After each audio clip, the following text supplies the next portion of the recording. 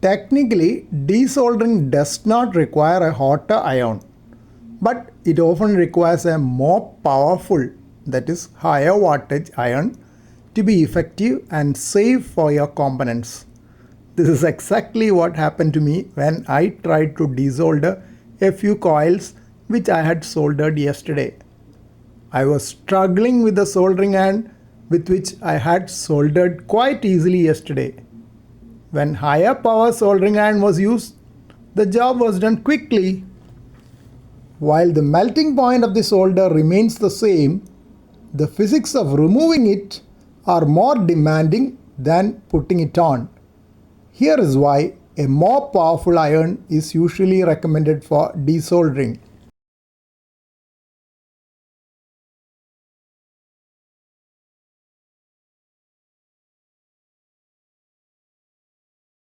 When you solder a new joint, you are usually heating a clean pin and a small pad.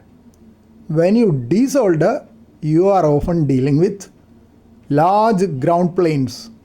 Old solder is frequently connected to large internal copper layers known as ground planes that act like a giant radiator, sucking heat away from your iron's tip as fast as you can apply it. Oxidized solder. Old solder often has a layer of oxidation that acts as an insulator.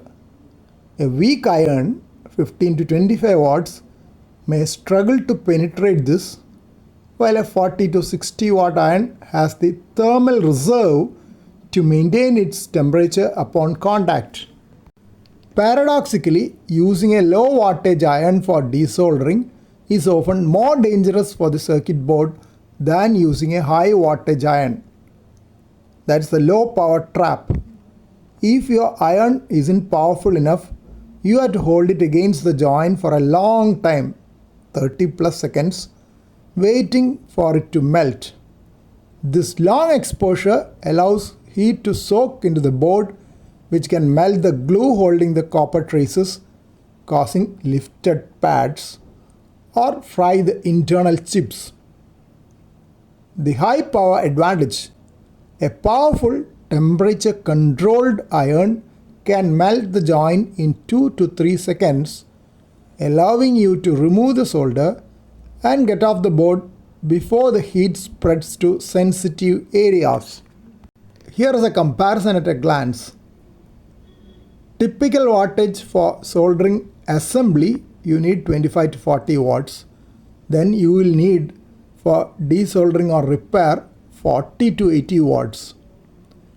Dwell time during soldering is 1 to 3 seconds. Even for desoldering, it should not exceed more than 5 seconds. Difficulty is less for soldering because surfaces are clean. It's harder for desoldering because of heat sinks and old flux. The best tool for soldering assembly is standard soldering iron, while for desoldering, a desoldering station or pump plus iron are required. If you are struggling to desolder a stubborn joint, don't just crank up the heat. Try these techniques. Add fresh solder. This may sound backwards, but adding a little bit of new leaded solder to the old joint helps the heat flow into the old solder much faster. Use flux. Apply extra flux to the joint. It helps break down the oxidation and improves heat transfer.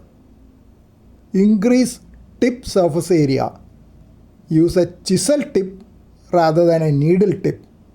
The more surface area touching the solder, the faster the heat transfers. In fact, I had to use all these even though I was not aware of these facts at that time.